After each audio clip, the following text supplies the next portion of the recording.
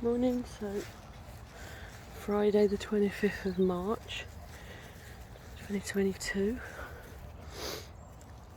It's early, about 25 past 6. It's cool, it's still. I can hear the birds singing. It's just, really one of those lovely mornings. Nobody else about.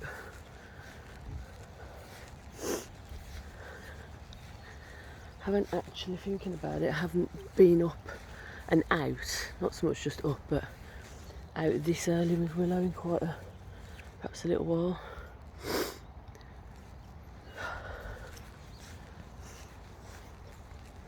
was thinking about some of the things that I'd been doing with some of my clients actually over the last couple of days, and just thinking about what I use or what techniques I consider, how that can help, but how they're just what I'd call basic daily techniques. You know what I mean? It's not rocket science, but if you don't do them, you may not be considering them. So one was a client of mine who I sort of supervised them around their work. They were sort of venting and frustrated about, not so much they've got a client. They've got a client who's a young person, but it was more they were actually really angry and frustrated with the client's mum, because they hadn't sort of made sure they got to school, and they were missing sessions and so on. And I heard, my client vent and get really frustrated and angry. And in fact, what I heard in that process was a lot of judgements they'd made up, sort of understandably, sort of things about this person's mum and why they do what they do and how irresponsible they are. When I actually challenged them around this, it's sort of, the more we went, well, how do you know that's true? How do you know that's real? What's the facts around that? What's the evidence? It turned out that it was more about their own frame of reference, their upbringing.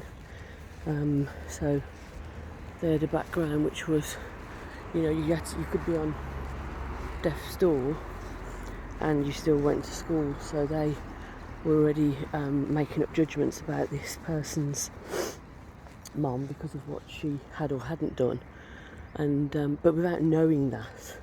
And that was really quite driven by some of their own upbringing, judgments, what we call frame of reference, which is important to be aware of, because once you become aware of it and you challenge it, then you can move to a more compassionate place, because anger just tends to feed what I call disconnection.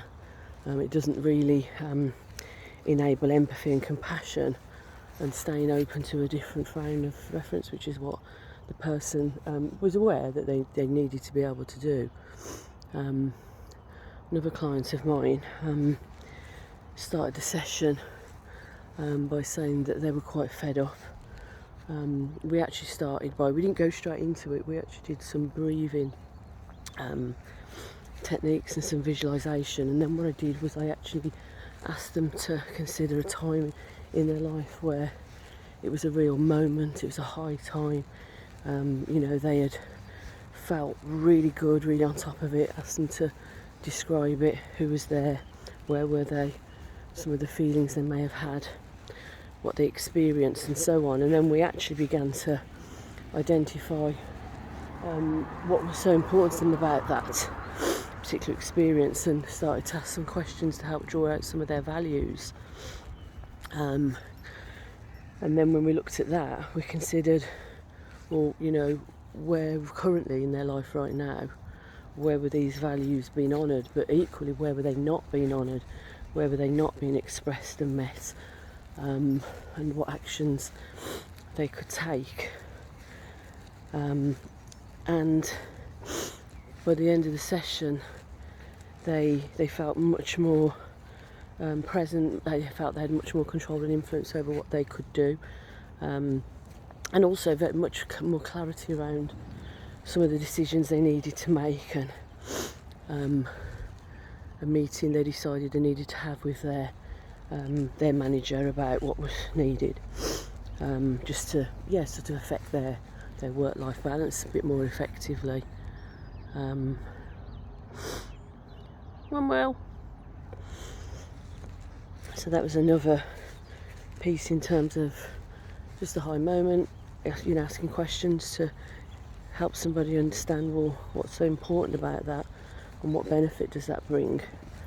And then just slowing yourself down and doing some basic, don't even have to change anything about your breathing, just literally slowing yourself down, just noticing it, and noticing the rise and falls, putting your hand on your heart and just being aware of what you're present to, what you're grateful for and thankful for. Those things are quite simple, but they can actually make quite a difference.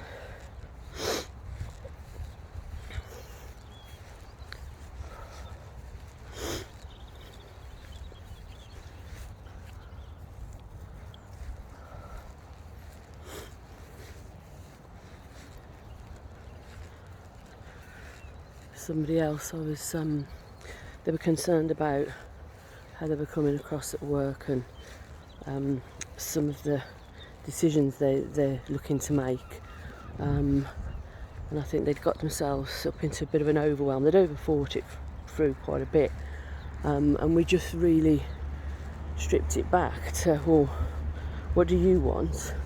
What's your ideal? What's the worst thing that can happen in terms of you asking for this in your workplace? If that happens, and the worst thing was that they actually turned around and said no, and that they perceive that person in a more negative way, well then what does that tell you? What does that mean for you and your relationship in that workplace? And once you know where you stand with that, rather than mulling over it and not really knowing, then it gives you further clarity about where you can go, what steps you can take.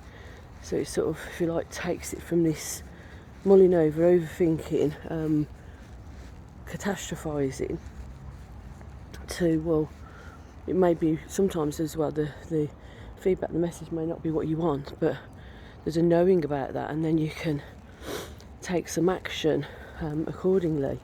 And or actually it may be that you do get something of what you want, so it may end up being quite different to what you were, the person was overthinking really in their mind.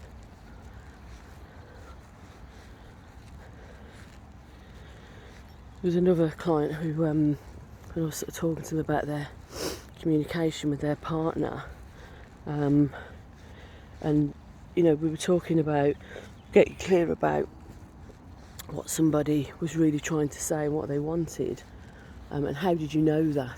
How did you know if somebody was just venting, if they actually did want your support in terms of ideas or solutions or something else? And as we were talking that through, and they were saying that they feel that their communications are quite misunderstood at times. They are thinking one thing, but actually in reality sometimes the partner's thinking something different.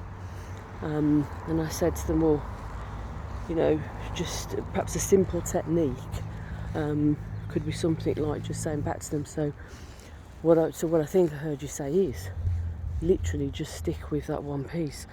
And often we think we in our minds we've heard something. Now the person can either turn around and go, yeah, totally, you really get it, you really heard me, you understand me. They may turn around and say, actually no, that's not what I said, or that's not what I meant. And then they might turn around and say, actually what I said is, or what I meant was, or yes, some of that was true, but I also meant, I was trying to say. So just quite simply saying to somebody, so what I think I heard you say is, can really gain some clarity, and potentially some connection and understanding as well.